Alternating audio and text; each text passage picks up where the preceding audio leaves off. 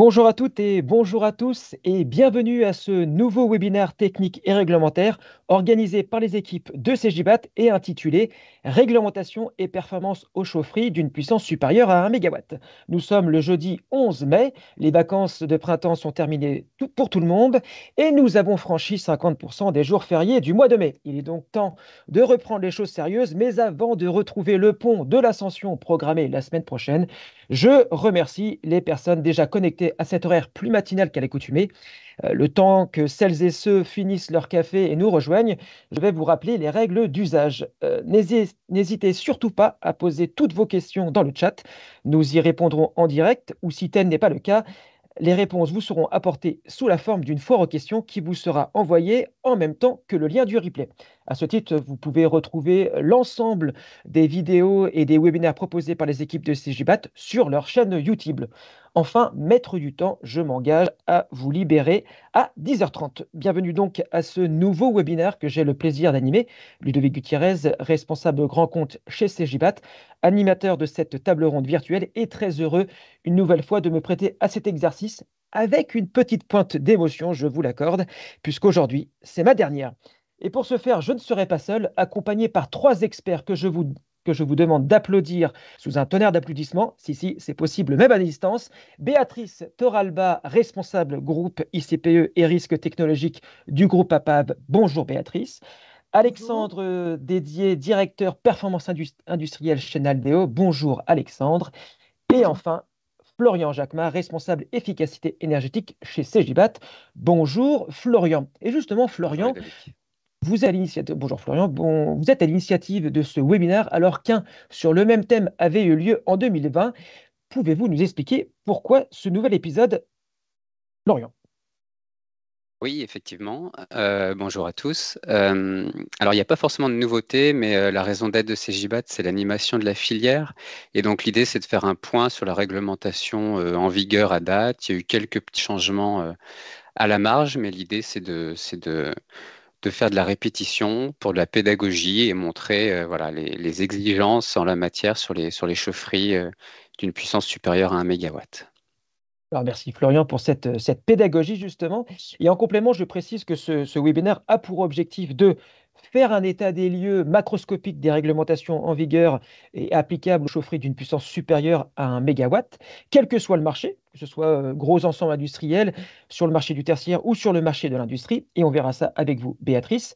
Ensuite, nous ferons un focus théorique avec vous, Florian, sur le code de l'environnement et la réglementation applicable sur l'efficacité énergétique. Et enfin, on s'est dit que ça pouvait être sympathique d'être concret en présentant l'accompagnement au service de performance énergétique et de la décarbonation avec la présentation d'un cas pratique de contrat de performance énergétique, le fameux CPE, et on verra ça avec vous, Alexandre. Mais aussi, au global, de démontrer que les solutions fonctionnant au gaz naturel aujourd'hui, mais au gaz renouvelable demain, ont leur mot à dire pour atteindre le niveau de performance énergétique exigé et ainsi apporter leur contribution à la décarbonation à l'heure où les pouvoirs publics flèchent les aides en faveur de la biomasse, de l'électrification massive, voire des réseaux de chaleur quand cela est possible. Nous allons donc rentrer progressivement dans le sujet avec vous, Béatrice, pour commencer. Mais avant toute chose, Béatrice, pouvez-vous nous présenter brièvement le groupe APAV? Oui, bonjour. Donc, le groupe APAV, c'est donc un groupe international de 150 ans d'expérience. C'est 13 000 collaborateurs et spécialisé dans la maîtrise des risques. Et donc, plus particulièrement pour 5 métiers, l'inspection des chaufferies notamment, la formation, quoi d'autre? Les essais-mesures, bien sûr, et la certification, et pour finir, l'assistance technique. Voilà. Donc, vous m'avez demandé de présenter les principales exigences réglementaires. C'est ce que je vais faire en 15 minutes environ Ouais. et essayer d'être claire et succincte sur ce sujet. Et vous, en plus d'essayer, je suis persuadé que vous allez réussir puisque Ah, merci. en répétant, j'ai tout compris sur un sujet que je ne maîtrise pas. Et justement, première question pour vous, pour rentrer dans le sujet. Dans quel cas et pourquoi une chaufferie peut-elle être soumise à cette réglementation ICPE, donc ICPE pour installation classée pour la protection de l'environnement? Béatrice, c'est à vous. Oui. Alors, pourquoi les chaufferies sont concernées? Parce que ce sont des installations de combustion et qu'elles présentent des risques. Alors, les risques sont d'ordre accidentel, donc les risques incendie et explosion liés donc à l'utilisation de combustibles, et aussi les risques chroniques, donc émissions atmosphériques et notamment, bien sûr, et consommation énergétique avec des émissions de gaz à effet de serre.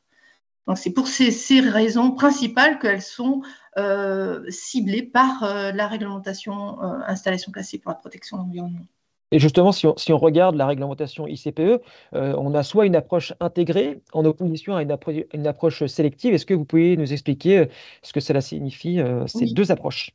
Alors, c'est une réglementation donc, spécifique hein, qui est inscrite dans le Code de l'environnement et qui a la particularité d'être intégrée, comme vous disiez, parce qu'elle concerne à la fois, elle réglemente à la fois plusieurs aspects, les aspects air, bruit, déchets, eau, protection de la nature et tout ce qui est risque lié à l'utilisation de produits chimiques. Ça, c'est bien sûr de façon générale. Hein. Donc, au lieu de venir piocher dans des textes, on a fait vraiment un texte chapeau qui vient bah, accompagner les porteurs de projets. C'est bien ça. Oui, tout à fait, tout à fait. Donc, quand je vous parlais du Code de l'environnement, pour les ICPE, c'est dans la partie législative, livre 1, titre 8, et partie réglementaire, livre 5, titre 1. Et pour donc, plus précisément, donc on disait une approche intégrée, mais aussi une approche en fonction de l'importance du risque.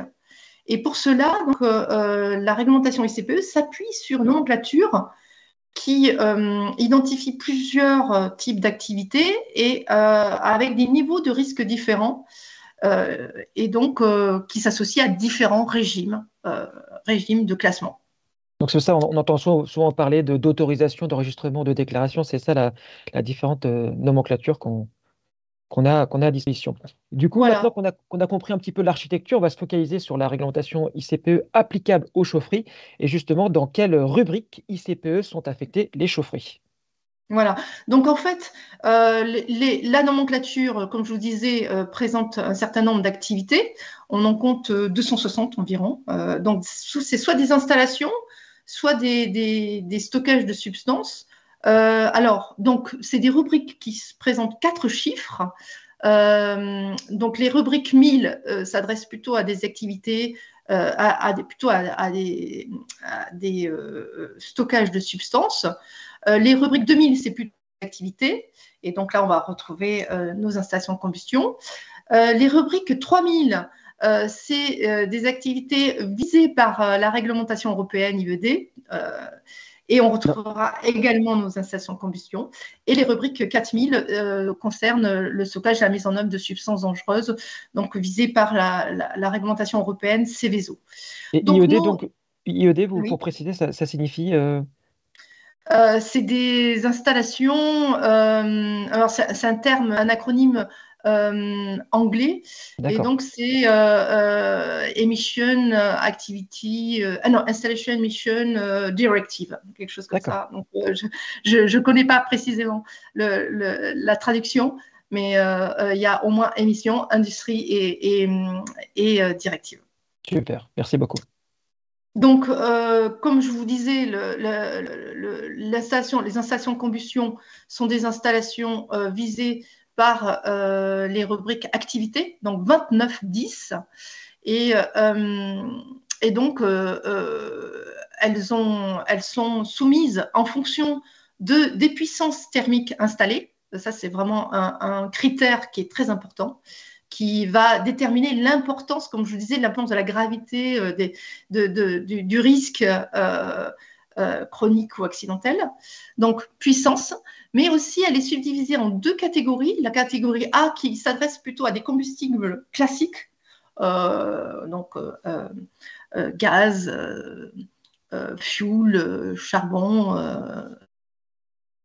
et un certain nombre de biocombustibles. De biomasse, je veux dire. Et après, en catégorie B, là, on a des seuils qui sont plus bas et on s'intéresse à d'autres types de biomasse et des déchets qui ont perdu le statut de déchets. Donc là, ce slide-là focalise sur l'essentiel des activités de combustion qui sont visées, c'est-à-dire la 2910.A avec des combustibles classiques. Donc, je vous parlais, donc je vous ai déjà cité les combustibles visés. Et puis, on a un certain nombre de biomasses qui sont catégorisées dans une directive et qui touchent essentiellement donc, les végétaux et le bois. Voilà. Et donc, on a nos fameux régimes de classement. La déclaration avec contrôle périodique, c'est de 1 MW à 20 MW. L'enregistrement, le régime d'enregistrement, donc c'est de 20 à 50. Et quand on dépasse le seuil d'enregistrement, on est à autorisation. Et là, on bascule sur une autre rubrique, qui est la rubrique IVD. Mais on va dire que c'est le même type d'installation.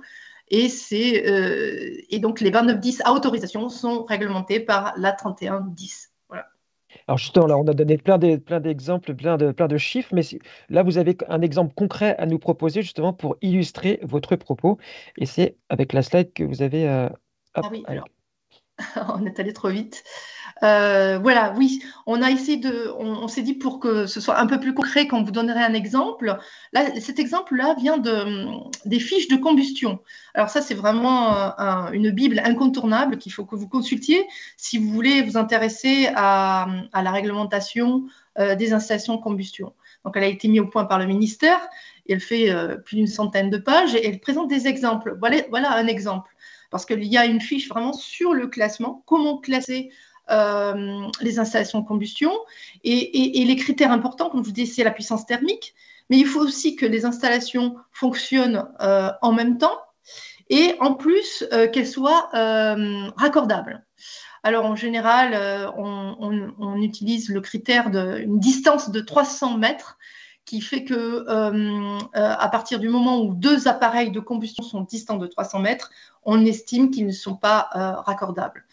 Dans cet exemple, on a 4 appareils de combustion qui sont sur un même site et chacun dans deux chaufferies différentes, dans 2 locaux différents, distants de plus de 300 mètres, donc non raccordables. Donc, on a là deux groupes d'installation et qu'on va classifier de façon différente. Donc, l'installation 1, qui est constituée d'une chaudière gaz naturel, donc qui relève du fameux 2910.A, donc combustible classique, donc à 5 MW. Mais dans cette même chaufferie, on va retrouver une autre chaudière qui, elle, fonctionne avec une biomasse de type B2I. Donc ça, c'est plutôt des végétaux issus de l'industrie agroalimentaire. Et donc là, cette chaudière relève plutôt de la 2910.B, donc avec un seuil de classement différent. Alors, la consigne veut que quand 2 chaudières raccordables sont dans le même local, on prend le classement le plus pénalisant. Et donc, pour l'installation 1, nous allons additionner les puissances, donc 5 MW plus 5, ça fait 10 MW, classés sur le régime du 2910.B, c'est-à-dire un enregistrement. Voilà. Alors ça, c'était pour la première installation. Donc du coup, et là, on voit sur le deuxième exemple, enfin la deuxième installation, on est plutôt sur 2 chaudières fuel chacune d'une puissance de 2 MW. Et là, du coup, comment ça s'organise? Donc là, c'est plus simple. On a le même type de combustible, donc qui relève de la 2910.A, combustible classique. On additionne les chaudières parce qu'on additionne les puissances parce que les chaudières peuvent fonctionner en même temps. On a 4 MW et on est classé donc à la rubrique 2910.A-A-A, point 2, c'est-à-dire à déclaration avec contrôle périodique. Voilà. Merci Béatrice, parce que du coup, ça c'était très clair et c'est vrai que la preuve par l'exemple, ça nous permet de mieux comprendre et de mieux se transposer. Du coup, j'ai tout compris. Alors, on passe à la question suivante maintenant. Si on regarde les procédures administratives à réaliser en fonction du régime auquel dépend l'installation, autorisation, enregistrement ou déclaration, quelles sont les différences notables entre les différents régimes? Alors, justement, donc le régime conditionne des procédures différentes et des réglementations appliquées différentes. Alors, la procédure la plus simple, la déclaration, c'est une déclaration en préfecture qui se fait très, très facilement par l'exploitant via une plateforme dématérialisée. Et, euh, et donc, on fait une déclaration et puis au bout de 15 jours, si on n'a pas de retour de l'administration, on peut exploiter son installation et bien sûr respectant les textes applicables. Et pour ces installations à déclaration, en fait, il y a un contrôle périodique qui se fait 6 mois après la déclaration et après tous les 5 ans. Donc ça, c'est le régime de déclaration. À l'inverse, le régime d'autorisation tout à droite nécessite une demande d'autorisation d'exploiter, donc un dépôt de dossier avec une étude d'impact, une étude de danger qui va en fait dans lequel l'exploitant va démontrer qu'il maîtrise ses risques. Et ce dossier sera donc sera instruit donc par les services administratifs de la préfecture et également sera soumis à une enquête publique. Donc la procédure beaucoup plus longue, 12 mois environ, ça peut être plus long. Et donc à la fin, donc une autorisation préfectorale qui est spécifique aussi qui sera donnée. Bon, le régime d'enregistrement au milieu, en fait, c'est un régime qui nécessite aussi un dépôt de dossier, mais qui est plus allégé que l'autorisation et qui a une procédure moins longue. Très bien. Voilà, en résumé, les trois procédures. Merci. Alors du coup, vous avez suscité l'intérêt puisque je remercie Jean-Claude à la modération qui m'a poussé une question de Jérôme qui vous pose une question pour vous, Béatrice. Pour calculer la puissance, il faut prendre les puissances des chaudières ou des brûleurs? Première question du Oui, chat. alors ça c'est vraiment l'écueil qu'on peut faire donc assez souvent, c'est-à-dire que il faut prendre vraiment, il faut s'adresser donc à la puissance absorbée, donc la puissance du brûleur et non pas de la chaudière. Ça c'est vraiment important puisque là nous nous adressons à des installations qui présentent un risque par rapport à leur consommation de combustible. Donc c'est vraiment la puissance installée. Très bien, Donc, je merci comprends le beaucoup. problème. Merci beaucoup, Béatrice, pour cette question. Vous êtes prêtée au jeu de cette première question, parce que c'est vous qui avez ouvert le bal. Dernier sujet, du coup, avec vous, Béatrice, à savoir les prescriptions applicables aux installations de combustion, justement. Y a-t-il des obligations concrètes concernant l'aménagement des chaufferies, les équipements, l'exploitation? Oui, bien sûr. Et c'est vraiment le but ultime de la réglementation dont je vous parlais tout à l'heure, réglementation intégrée, donc avec des prescriptions qui sont imposées à travers le Code de l'environnement, mais aussi des AMPG, donc qui sont les arrêtés ministériels de prescription générale. Ces arrêtés sont des textes quand même qui sont très, très, très fouillés, très détaillés, qui présentent une quarantaine de pages avec des prescriptions. Et on a des arrêtés par type d'installation. Alors pour la déclaration, on a donc un arrêté, ils sont tous datés du 3 août 2018, mais attention, ils ont été modifiés depuis, et ils évoluent constamment. Donc, on a l'arrêté pour les chaufferies à déclaration hors biogaz, les arrêtés pour chaufferie à déclaration biogaz, puis ensuite l'arrêté ministériel pour les installations enregistrement, et ensuite donc les arrêtés ministériels pour les installations à autorisation 3110, en distinguant les installations qui ont moins de 50 MW et celles qui ont plus de 50 MW. Donc, on a vraiment un nombre important de textes qui ont vraiment des similarités et bien sûr qui auront des contraintes plus importantes au fur et à mesure qu'on a des puissances installées importantes. Et du coup, moi, j'ai deux questions pour vous, Béatrice. La première, c'est pourquoi on a créé une distinction entre gaz et biogaz? Du coup, dans le... Oui. Parce que le biogaz, biogaz, c'est un peu un terme, enfin, c'est plutôt un résumé, c'est-à-dire que c'est des biogaz qui proviennent d'installations, non, alors, c'est des installations de combustion qui utilisent du biogaz en provenance d'installations de méthanisation qui sont sur le même site. Donc, c'est un procédé un peu particulier avec un combustible qui est créé à partir donc de déchets et donc qui nécessite des prescriptions particulières. J'ai une deuxième question du chat qui a été posée par Jean-Claude, qui a dit ICPE déclarative, les contrôles tous les 5 ans sont réalisés par l'inspection ou sont à réaliser par l'exploitant et communiqués à la préfecture? La méthodologie du coup du contrôle, c'est comment ça se passe? Alors, les contrôles sont faits par des organismes agréés et dont l'APA fait partie. Hein. Il y a beaucoup de bureaux de contrôle qui sont agréés pour ces contrôles. Et donc, en fait, en quelque sorte, l'administration a délégué le contrôle à des organismes qui ont l'autorisation pour faire ça. Et voilà, donc c'est la question, voilà la réponse à la question. Donc c'est l'organisme qui communique avec l'administration dans le cas où il y a des non-conformités majeures identifiées. Super. Merci beaucoup Béatrice pour ces précisions. Et du coup, on va citer, pour terminer votre intervention, les prescriptions applicables par les différents arrêtés que vous avez cités. Alors, on a décidé d'être vraiment simple, hein, parce qu'on n'a pas énormément de temps pour rentrer dans le détail. Mais en tout cas, sachez que ces arrêtés ministériels sont structurés en 9 chapitres qui vont de disposition générale, implantation et management, exploitation, entretien, un chapitre important sur les risques, sur l'eau, l'air et l'odeur, ça c'est très important, le chapitre 6, et puis les déchets, le bruit et la remise en état du site. Alors, pour terminer, on a fait 2 slides, un sur la maîtrise des risques et un autre sur l'air.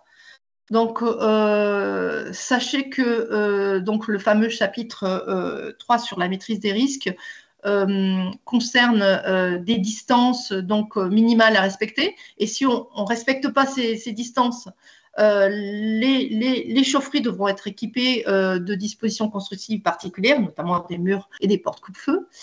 L'exploitant devra donc mettre au point un plan général des ateliers et des stockages indiquant les différentes zones de danger. Ces plans devront comporter la signalisation des risques spécifiques, incendie, explosion notamment. Les chaufferies doivent être équipées de systèmes de détection automatique incendie. L'exploitant doit donc avoir formalisé des consignes écrites d'exploitation et de sécurité. Des moyens de lutte incendie doivent être prévus. Voilà. Et donc, pour les chaudières gaz, on a fait un focus là dans ce slide, puisque c'est plus le sujet. Il y a vraiment des contraintes qui sont imposées et qui sont importantes. Hein. Donc, des contraintes générales, donc de repérage des réseaux d'alimentation de gaz et de vérification annuelle d'étanchéité, mais aussi des contraintes plus spécifiques qui sont des dispositifs de coupure indépendants de tout équipement et qui sont installés à l'extérieur du bâtiment ou du local de chaufferie, et un système de coupure de gaz assuré par 2 vannes d'alimentation redondantes placées donc en série sur les conduites d'alimentation de gaz et qui sont reliées à des systèmes de détection de gaz et de pressostat. Voilà, et du coup, là, vous l'avez annoncé là, dans votre dernier slide, du coup, on termine par les prescriptions liées aux mesures et contrôles des rejets atmosphériques. Voilà. Ça, c'est un autre pan important de la réglementation qu'on va retrouver dans tous les 5 AMPG, hein. C'est ce contrôle des rejets, puisque c'est vraiment un enjeu important. Et donc, vous allez retrouver des valeurs limites d'émission en fonction des puissances thermiques installées, des combustibles utilisés, du nombre d'heures de fonctionnement.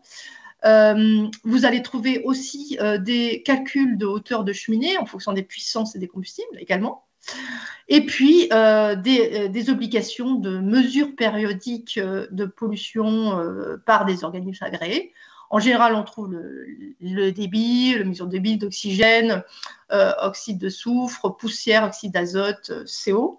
Et puis, donc voilà, après, en fonction des combustibles, on va trouver des particularités. Hein, on ne mesurera pas le SO2 et les poussières pour les chaudières gaz et fioul domestique. On va mesurer les dioxines pour les combustibles solides, voilà. Et puis, à noter le contrôle du CO qui est obligatoire maintenant, même si pour les installations à déclaration, les valeurs limites seront applicables à partir de 2025.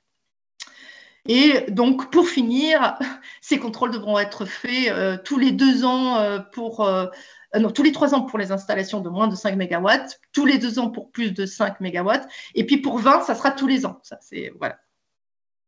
Très bien. Donc, voilà, j'ai essayé d'être concise, mais bon, je vous encourage à aller dans ces AMPG et dans les fiches techniques de combustion pour vraiment voir vos obligations et en fonction des combustibles et des puissances installées.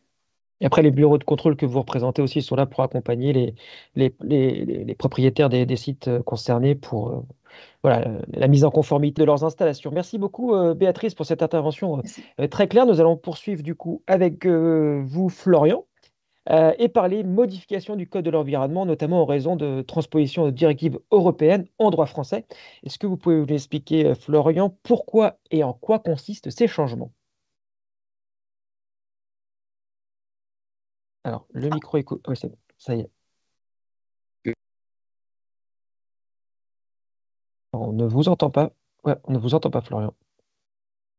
C'est les joies du Est-ce que direct. ça fonctionne? C'est bon, là c'est tout bon. Voilà, il y avait 2 boutons à cliquer, j'en avais fait qu'un.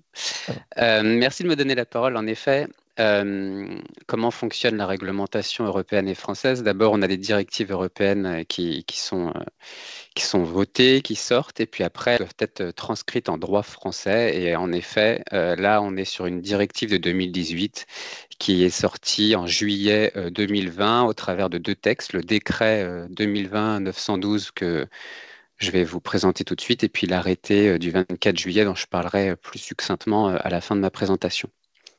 Donc, ce décret, le premier de 2020, il procède à la mise à jour du rendement minimum des chaudières et des modalités d'inspection et d'entretien des systèmes de chauffage et de climatisation. Le public concerné, ce sont les propriétaires de ces systèmes ou les locataires des locaux équipés de ces systèmes de chauffage et de climatisation. On parle bien de chauffage et de climatisation, mais là aujourd'hui on va parler principalement des chaudières, parce que les systèmes de climatisation, on n'a pas trouvé pertinent d'en parler aujourd'hui. Le but, c'est de parler donc de ces inspections, de l'entretien, et l'entrée en vigueur, elle a eu lieu le 30 juillet, donc le lendemain de la parution au journal officiel. merci du coup, Florian. Et du coup, est-ce que toutes les puissances de chaudière sont concernées par ces valeurs de rendement et d'entretien dont vous avez cité, ou est-ce qu'il y a des catégorisations? Alors, il y a des catégorisations. Le texte dont je vous parle concerne les chaudières allant de 400 kW à 20 MW. Voilà, c'est mieux quand ça s'affiche. Et, et on parle bien, là, contrairement à ce qui a été annoncé dans la réglementation ICP, on parle bien de puissance thermique maximale cédée au fluide caloporteur. Donc là, on n'est plus à la puissance brûleur, mais à la puissance utile des chaudières. Du coup, là, je crois que Florian, vous avez fait un tableau qui nous résume un petit peu l'ensemble des informations essentielles à retenir en fonction Tout à fait. voilà, des chaudières à combustible gazeux. Exactement. En fait, tous les combustibles sont énumérés dans ce texte, gazeux, liquide et solide. On va faire un focus là sur les combustibles gazeux, dont le gaz naturel fait partie. Donc pour les chaudières neuves, pour une date de mise en service postérieure au 1er juillet 2020, les rendements imposés sont de 92% en eau chaude, fluide thermique, par exemple de l'huile, là c'est 85%, et puis pour des chaudières vapeur, en fonction de la puissance, 2 MW, inférieur ou égal à 2 MW ou supérieur, là on est sur des rendements minimum imposés de 87% ou 90%. Ensuite, ces rendements, ils sont déclinés en fonction des dates de mise en service. Donc, antérieure au 14 septembre 1998, postérieure au 14 septembre 1998, mais bien antérieure au 1er juillet, puisqu'on considère que les chaudières sont neuves à partir du 1er juillet 2020. Et là, en fonction des puissances pour les anciennes chaudières existantes, donc avant 98, vous avez des rendements imposés qui vont, en fonction de leur âge, être plus ou moins contraignants. Plus elles sont jeunes et plus elles devront être vertueuses. Et pour calculer ces rendements, ça c'est détaillé dans l'arrêté du 24 juillet. Pour les combustibles gazeux, il faut calculer ce rendement sur une plage de mesure allant d'un tiers de la puissance à la puissance nominale, donc 100%. Très bien, merci Florent. Vous avez brisé un rêve que j'avais en tête, c'est que pour moi, on était jeune parce qu'on considérait dans nos têtes qu'on était jeune. Et là, vous me dites que c'est un texte réglementaire qui nous dit si on est jeune ou si on est vieux. Merci Voilà, Florian pour cette mauvaise nouvelle de la matinée. on a l'âge de Euh, nos artères, comme on dit. ok, merci pour ces précisions. On a compris que la nouveauté portait sur la mesure du rendement, mais dans les faits et la méthodologie, comment ça se traduit? Hop, on passe à la Alors, slide il y a une suivante. Ouais. petite latence, voilà. Ouais. Alors, comment ça se traduit? Eh bien, le rendement, il faut le calculer à chaque remise en marche de la chaudière et tous les 3 mois pendant la durée de fonctionnement. Euh, donc, enfin, on verra ensuite par quels moyens, appareils de contrôle et de mesure, on peut calculer ce rendement. Le rendement, en fait, énergétique d'une chaudière, il est lié à la température des fumées, il est lié donc aux pertes par les fumées, aux pertes par rayonnement et aux pertes par les imbrûlés. Bon, pour les combustibles gazeux dont le gaz naturel fait partie, il n'y a pas de perte par un brûlé. On n'a pas de résidus solides à la combustion. Pour autant, on a des pertes par les fumées, des pertes par rayonnement. Et donc, ce contrôle, je Vous avez une passe à la petite frise. suivante. Ouais, Voilà, c'est c'est une ça. petite frise qui. J'ai de la latence sur ma télécommande. Euh, En gros, à chaque démarrage de la chaudière, je ne sais pas si tu peux le faire apparaître, Ludo, Ouais, j'y arrive ouais, c'est. pas. Ouais, moi, Voilà. c'est. Ok, il y a un petit bug. Merci. À Ah, chaque c'est bon. démarrage de la chaudière, du coup, là, je vous ai fait une frise permettant de matérialiser tout ça. Sur 12 mois de fonctionnement d'une chaudière, on démarre la chaudière et on calcule le rendement au démarrage. Puis 3 mois après, imaginons qu'au 4e mois, on ait un arrêt de la chaudière, peut-être par défaillance ou pour entretien. Eh bien, même si le délai entre le précédent contrôle du rendement et le redémarrage est inférieur à 3 mois, il faudra quand même calculer le rendement au redémarrage, puis 3 mois ensuite jusqu'au prochain arrêt. C'est très rythmé, c'est très timé, c'est très codifié tout ça. Et du coup, si on était un peu dans le concret et selon CGBAT, puisque vous travaillez chez CGBAT, Florian, Oui. quelles sont les solutions permettant d'améliorer le rendement d'une installation fonctionnement au gaz? Alors, déjà, de manière générale, les chaudières neuves, donc on parlait de juillet 2020, donc on est déjà en 2023. En tout cas, les chaudières, les gammes de chaudières d'aujourd'hui permettent d'atteindre les rendements minimums imposés assez facilement, aussi bien que ce soit en eau chaude, en eau surchauffée ou en vapeur. Il y a les chaudières à condensation notamment, et ça sur tous les marchés, aussi bien résidentiels, tertiaires, le bâtiment de manière générale. En industrie, sur des chaudières qui peuvent être un peu plus spécifiques, il y a aussi des modules complémentaires qui permettent d'améliorer le rendement des chaudières. Par exemple, les brûleurs micromodulants. Micromodulants, c'est-à-dire qu'ils modulent sur des toutes petites plages. Il permet, plutôt que de faire du 0 à 100% et de ne pas être efficace, là, il permet de faire des incrémentations plus fines. Un économiseur aussi. L'économiseur, il se place, lui, c'est un peu comme ce qu'on entend pour les voitures du rétrofit, en fait, hein. Ça permet de rétrofiter sa chaudière industrielle. Et ça permet de récupérer l'énergie sur les fumées plutôt qu'elles partent aux petits oiseaux. C'est mieux qu'elles préchauffent une eau qui peut être destinée soit au fonctionnement de la chaudière ou sur un autre type de matériel pourvu que les températures et que le phasage soit compatible. L'économiseur n'a pas vocation à faire condenser les fumées, c'est le condenseur, lui, qui a vocation à le faire, du coup avec une température d'eau plus froide qui va faire condenser les fumées, mais du coup avec d'autres inconvénients sur des condensats de fumée à traiter en fonction du volume ensuite. Très bien, Florian. Alors, j'ai deux questions pour vous. Une qui vient de moi et une qui vient de Philippe dans le chat. L'exploitant doit-il réaliser lui aussi des analyses de combustion, entre guillemets, entre parenthèses, rejet atmosphérique? Et si oui, à quelle fréquence? Je ne parle pas des contrôles périodiques réalisés par les bureaux de contrôle, mais bien de ceux que doit faire ou pas l'exploitant. Alors en effet, l'exploitant doit réaliser lui aussi au titre de l'efficacité énergétique des contrôles et des contrôles de rejet atmosphérique, et ça à des fréquences qui sont quand même similaires aux ICPE. Donc on est sur des fréquences de 3 ans pour les chaudières supérieures à 5 mégawatts et 2 ans inférieures à 5 mégawatts. C'est ce que disait Je du pense coup que j'ai un Béatrice. slide là-dessus tout à l'heure, mais c'est pas Ok. grave, ça permet d'anticiper. D'alimenter. Et du coup, là, vous nous avez présenté trois solutions techniques, trois solutions produits qu'on pourrait qualifier de high-tech pour améliorer la performance énergétique.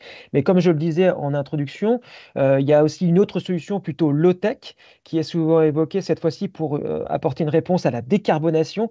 Ce sont les gaz renouvelables et notamment l'hydrogène dont on parle beaucoup dans l'industrie, dans les différents plans annoncés par le gouvernement. Qu'est-ce que vous pouvez nous dire, Florian, sur gaz renouvelable et hydrogène pour améliorer performance énergétique et décarbonation? Bah, tout à fait. Dans une démarche d'efficacité énergétique, déjà, il faut mesurer ses consommations, savoir où on est le plus émetteur, et là où on consomme le plus. À partir de là, on fait des mesures d'efficacité énergétique.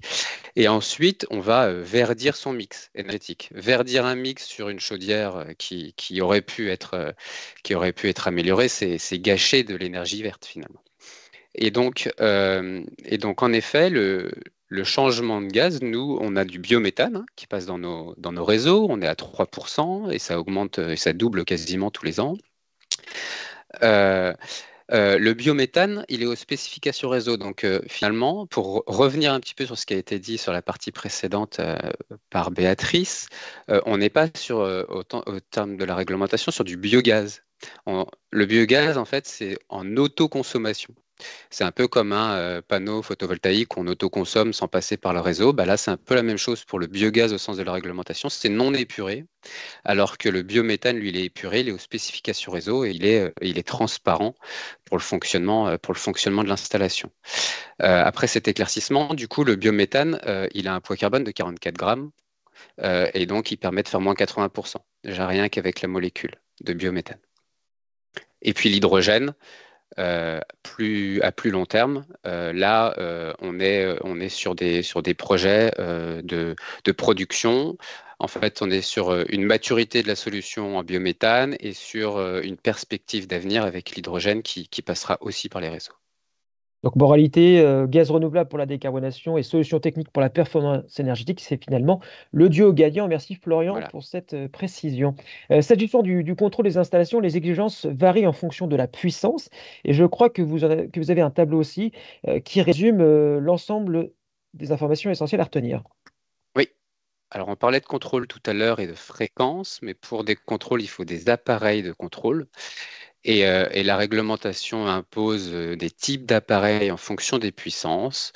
On parlait d'une plage de 400 kilowatts à 20 mégawatts. Et donc, en fonction des gammes de puissance, vous avez différents types de contrôles qui doivent être nécessaires. La température des fumées, ça, c'est pareil pour tout le monde. Et en effet, je vous l'ai dit tout à l'heure, ça intervient dans le calcul du rendement. Donc, forcément, il faut mesurer la température des fumées. Ensuite, il faut aussi analyser les combustions, analyser la combustion, donc la teneur en CO2 et en O2 dans les fumées, euh, avec soit des analyses en continu en fonction d'une puissance supérieure à 10 mégawatts ou d'autres types d'analyseurs qui peuvent être plus ponctuels pour des puissances inférieures. Euh, il y a également du coup des mesures d'allure, des mesures de pression, des indicateurs ou des enregistreurs de température de fluide caloporteur. En gros, voilà, il faut instrumenter son installation en fonction de sa puissance pour mesurer et pour finalement prendre le pouls et savoir si elle fonctionne et si il n'y a pas de dérive.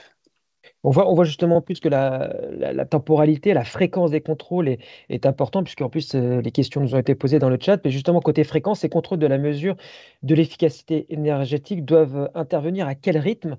Est-ce que vous pouvez nous en dire plus sur ce sujet, Florian? Oui, alors Hop là, attendez, ouais. c'est bon. Euh, alors en effet, donc c'est l'exploitant qui doit réaliser les contrôles périodiques d'efficacité énergétique. Lui encore doit s'adresser à un organisme accrédité, type APAV, sauf s'il a conclu un contrat de performance énergétique. Et on parlera de performance et de contrat de performance énergétique un tout petit peu plus tard Avec avec Alexandre. Alexandre. Mais la fréquence, et je vous en parlais tout à l'heure, la fréquence de contrôle, elle est telle que je vous l'ai dite. Donc inférieure à 5 mégawatts, c'est une fréquence de contrôle tous les 3 ans.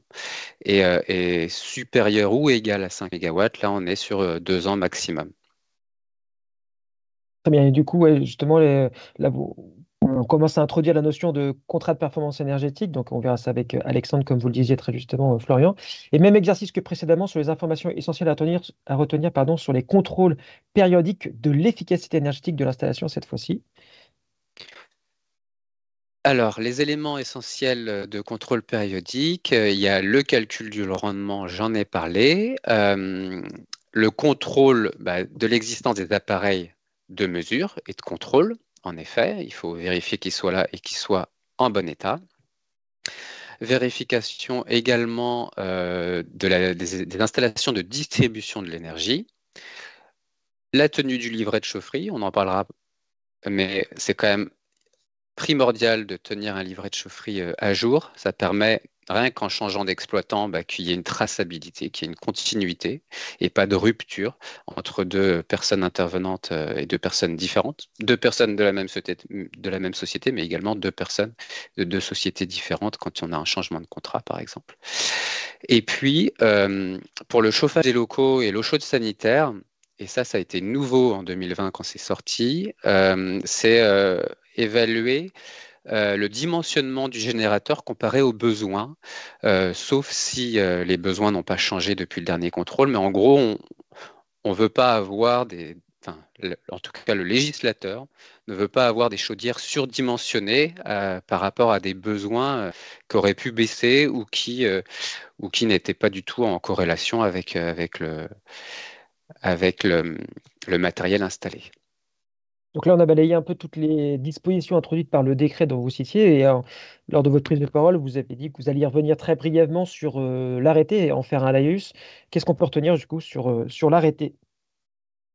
Alors en effet, l'arrêté, pour, euh, pour faire simple, le décret, ce sont les lignes directrices et l'arrêté, c'est la manière de l'appliquer. Et donc, c'est lui, l'arrêté du 24 juillet 2020, qui modifie deux autres arrêtés qui dataient de 2019. L'arrêté, lui, il définit les modalités de calcul du rendement. Je vous parlais de température des fumées, de perte par les fumées, perte par rayonnement, perte par un brûlé.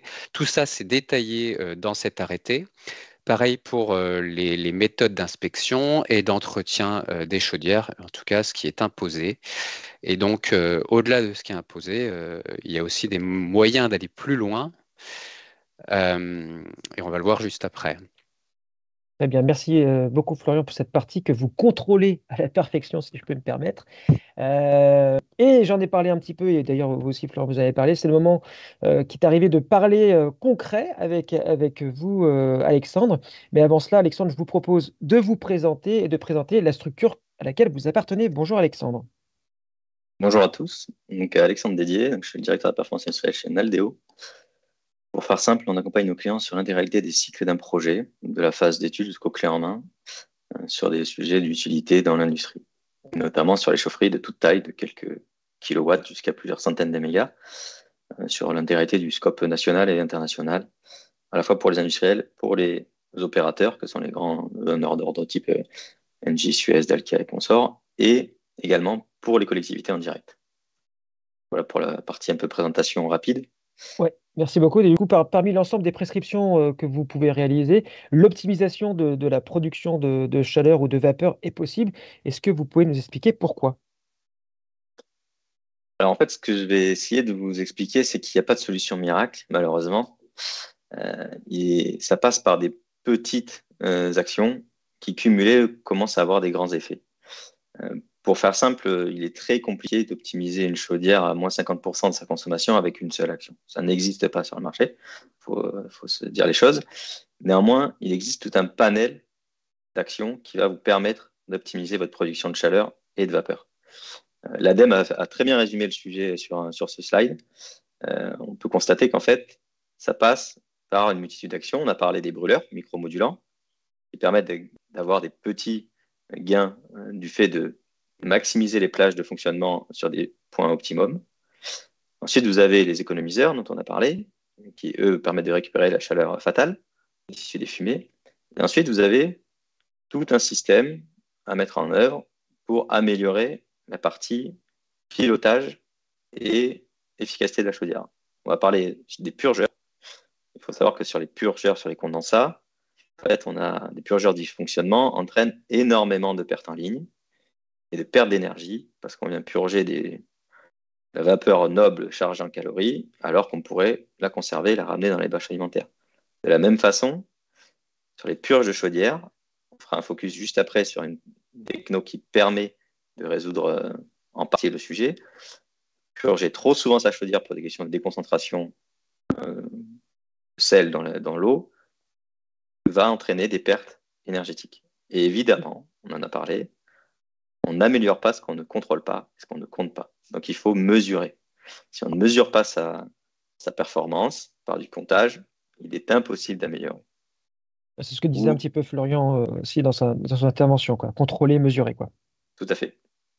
En plus, ce qui est bien, c'est que vous mettez chacun à votre tour à l'honneur des documents qui sont là pour simplifier la réglementation, la traduire et la rendre plus pédagogique. Et c'est aussi la vertu de ce webinaire. Donc, je vous remercie de vous prêter à cet exercice de pédagogique. Du coup, un autre levier pour optimiser la production de chaleur, c'est la mise en place d'un osmoseur, d'une autre technologie dont vous avez fait un peu le teasing. Qu'est-ce qu'un osmoseur et quelle est sa contribution finalement, Alexandre?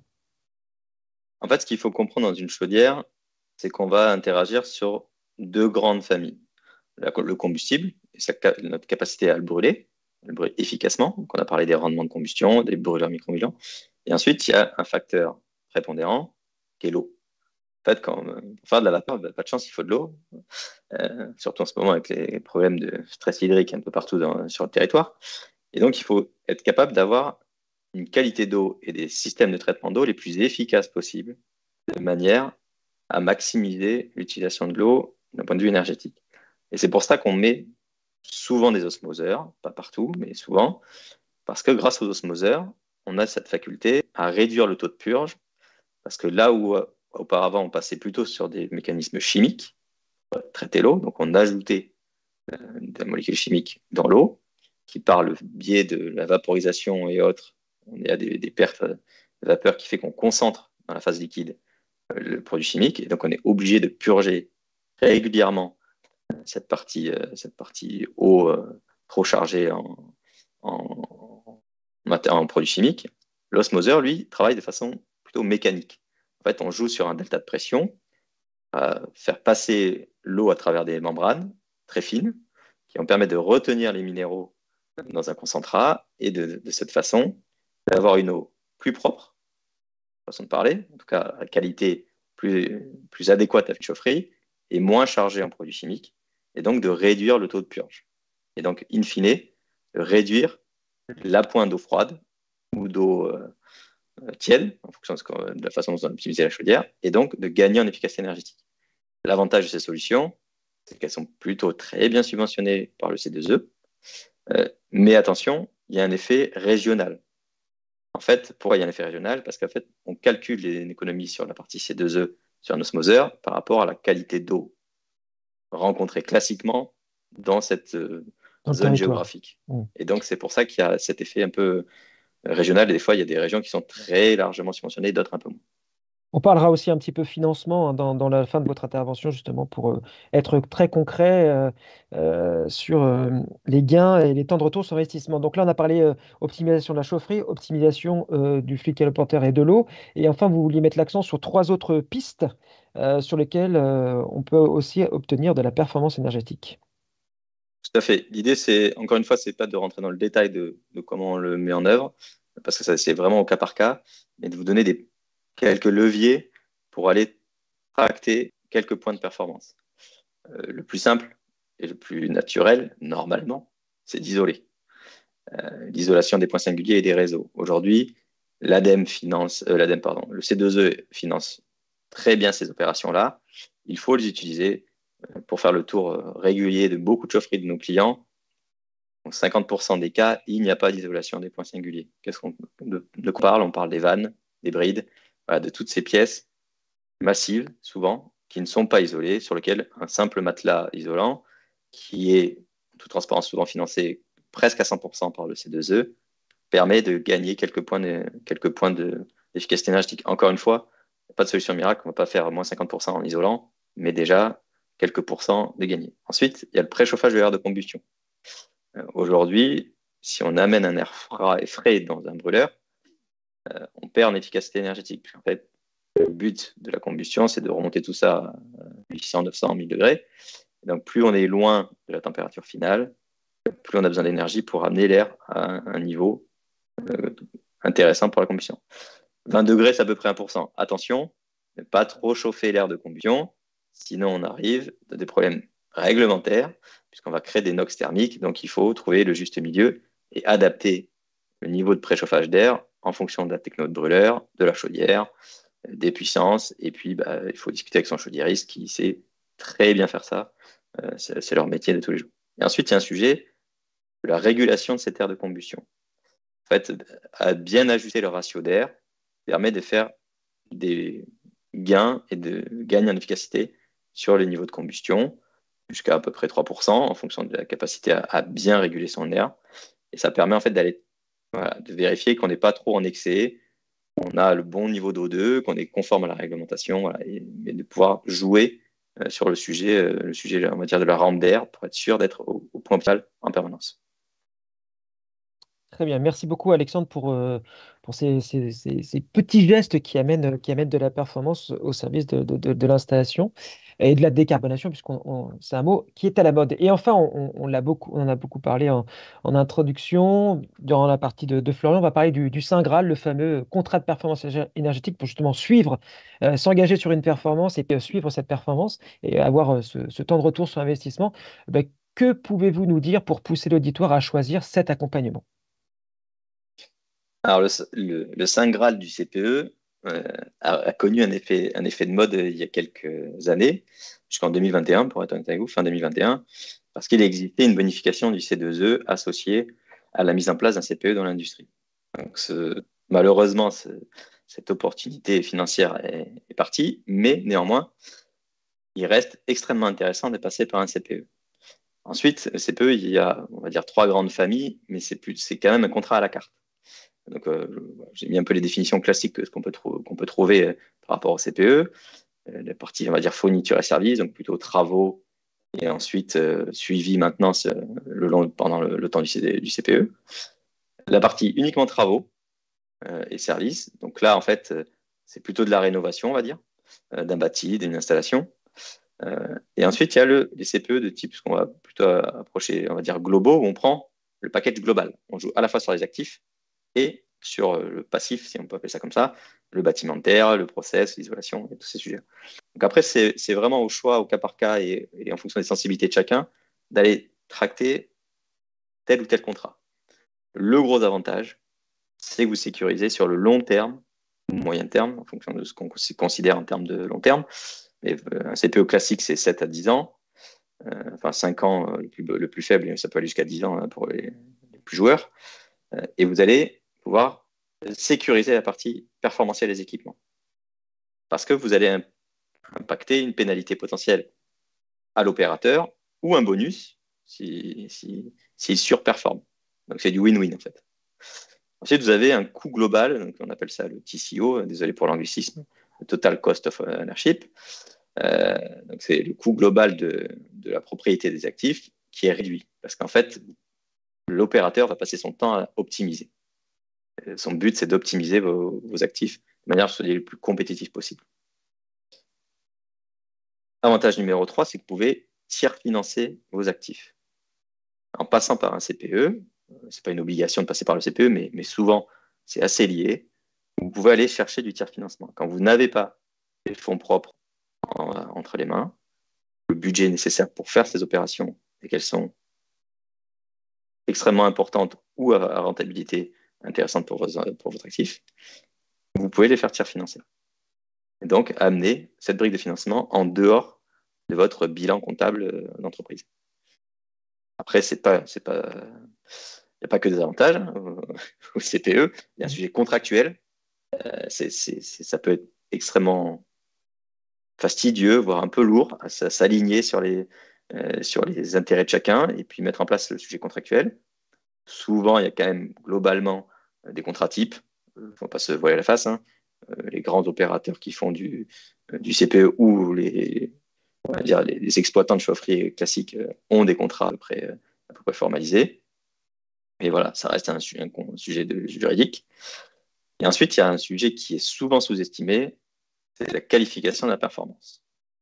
C'est comment je définis mon état de référence et comment, en face de ça, je décide des indicateurs que je vais suivre et des clés de facturation associées. Et c'est d'ailleurs ce qui a freiné beaucoup de CPE de type industriel, c'est de figer proprement cette partie état de référence. Il y a des protocoles pour tout ce qui est suivi de la performance et facturation, l'IPMVP en est un, il y en existe d'autres, qui vous permettent de figer, on va dire, la partie performantielle, mais l'état de référence, il est un peu à la carte. Et Justement, donc, il faut se faire accompagner par les bonnes personnes. Alexandre, on a une petite question. Là, il nous reste 3 minutes si on veut respecter le timing. Du coup, j'ai une question dans le chat. Est-ce que les CPE sont construits avec des méthodes officielles de vérification de la performance IPMVP? Oui, globalement, oui, mais ce n'est pas une obligation. En fait, l'IPMVP vous permet de mettre un indicateur et une clé de facturation de façon un peu structurée. Ce n'est pas encore une fois, il n'y a pas d'obligation légale sur le sujet. En fait, le contrat CPE peut être construit comme bon vous semble. C'est un contrat de gré à gré, encore une fois. D'accord. Merci beaucoup pour cette prise de question au vol. Et du coup, là, on a souhaité quand même illustrer sur un cas concret, et notamment parler de ce fameux plan de financement. Donc, quelle a été votre analyse sur cette opération et quelles ont été vos préconisations pour justement atteindre la performance énergétique souhaitée? Donc là, on a les grands chiffres. Les grands chiffres. Donc, pour La faire simple, temporalité. voilà. Donc, client qu'on a accompagné sur le sujet, sur lequel on a construit un CPE, on l'a accompagné depuis le début. Donc, c'est-à-dire qu'on est parti de la feuille blanche et on a tout construit de la phase d'audit, de la définition du plan d'action et des opportunités financières à mettre en œuvre, de la sélection des solutions techniques et financières à mettre, qui sont, pour faire simple, la modification des chaufferies, de la récupération de chaleur sur des groupes froids, de l'électrification de process, de la mise en place de solaire photovoltaïque, du comptage. Voilà, donc on a tout structuré de manière à aller chercher le maximum de performance énergétique et environnementale. En fait, le coût carbone avait aussi un poids important. C'est un client qui était au propane, sur lequel on l'a accompagné pour passer au gaz naturel. Voilà, donc on a structuré vraiment le sujet. Et ensuite, il y a eu le sujet du CPE, sur lequel on a défini l'état de référence. Et on a construit avec lui le formalisme contractuel pour aller chercher ce CPE. Un projet global à peu près à 3,3 millions d'euros. Donc on a bénéficié à l'époque du bonus avant 2021, la bonification des C2E. Donc on amène quand même quasi 2 millions d'euros de financement entre de la région et du C2E pour être tiré in fine 33% d'économies sur la partie élec, 22% sur le propane ou gaz nat, peu importe, quel que soit le combustible, le pourcentage c'est la même chose. Et un temps de retour assez rapide, in fine, sur le montant global. Et après, justement, si on regarde sur l'aspect schéma de financement, puisque voilà, vous avez quand même pas mal mobilisé de fonds, à la fois d'aide et puis le Votre client aussi a dû mobiliser aussi des fonds pour Tout à fait. accompagner cet effet énergétique et décarbonation. Ce qu'on a fait sur ce site-là, globalement, on a doublé la capacité de prod, au passage. Parce que tant qu'à faire des travaux, autant le faire pour les bonnes raisons. Donc, on a enlevé des équipements un peu vétustes et on a doublé la capacité de production sur les utilités. Donc, au final, projet à 3,3 millions d'euros, vous avez 400 000 euros de non éligibles. Pour faire simple, c'est du désdiamantage de toiture. Donc, il n'y a pas d'aide qui existe actuellement pour faire ça. 2,9 millions d'investissements éligibles. On est capable d'aller chercher 2 millions d'euros en aides diverses et variées. Le surinvestissement du doublement de la prod, ce qu'on vous met ici, c'est 1,3 million d'euros. Si on avait fait à isopérimètre, on serait 1,6. Donc vous voyez que même à isopérimètre, on aurait presque pu autofinancer faire 100% du financement du projet, quasiment. Et une économie de 76 000 euros à l'époque. On parle d'un monde de l'énergie pas chère. Je vous invite à recalculer avec les ratios qu'on connaît sur les factures énergétiques qui ont pu être impactées, ce que ça pourrait représenter aujourd'hui en économie. Mais à l'époque, c'était 76 000 euros. Donc, ce qui veut dire qu'aujourd'hui, le surinvestissement, il est payé en 5 ans. Ça Et le on temps a de fait retour aussi. Ouais. voilà. Et on a fait un choix un peu fort, qu'on a privilégié du français et du local en fournisseur d'équipement. On a voulu jouer la carte bleu, blanc, rouge au maximum. Qui est aussi le moyen de décarboner le projet au final par rapport aux L'idée, c'était émissions. pas d'entamer le scope 3 et de laisser de faire gagner en scope 1 et 2, mais pas de tuer le scope 3, quoi. Très bien. Alors j'ai une dernière question pour vous parce qu'il est dit, et on va clôturer après avec cette dernière question. Est-il possible de souscrire un contrat de performance énergétique sans que l'exploitant revende l'énergie avec un intérêt financier sur le volume de vente parfois plus juteux que l'intéressement aux économies? La réponse est oui, puisque je le fais chez des clients. Voilà. Je le fais chez un client en ce moment. Donc on est en train de signer un contrat sur lequel on s'engage sur la performance, mais on ne vend aucune énergie au client. En fait, c'est un contrat sur de l'efficacité énergétique. Donc, on s'engage sur des performances. On va s'engager sur la récupération de chaleur fatale, sur de la production d'énergie renouvelable décarbonée, plutôt solaire. Mais on ne vend 0 mégawattheure ou gaz ou élec au client. En fait, tout est basé sur le calcul de l'économie. Et donc, en fait, on assume la conception des équipements et leur maintenance et leur installation, évidemment. Et le client, lui, en fait, a juste une réduction de facture. Et le contrat est là pour qualifier qu'on a bien atteint les performances et les engagements contractuels qu'on avait fixés. Merci beaucoup Alexandre pour votre intervention et puis la réponse aux questions. Je remercie aussi Florian et Béatrice pour leur prise de parole et puis d'être cette prise au jeu des questions-réponses du chat. Je remercie aussi Maxime qui était le réalisateur de ce webinaire et Jean-Claude qui était à la modération. Pour respecter le timing, nous allons clôturer ce webinaire. Merci beaucoup à tous. Restez bien connectés aux actualités CJBAT, soit sur le site internet, soit sur les réseaux sociaux, pour continuer à suivre les webinaires qui sont organisés et autres actualités. Très bonne journée à vous et à très bientôt. Au revoir. Merci.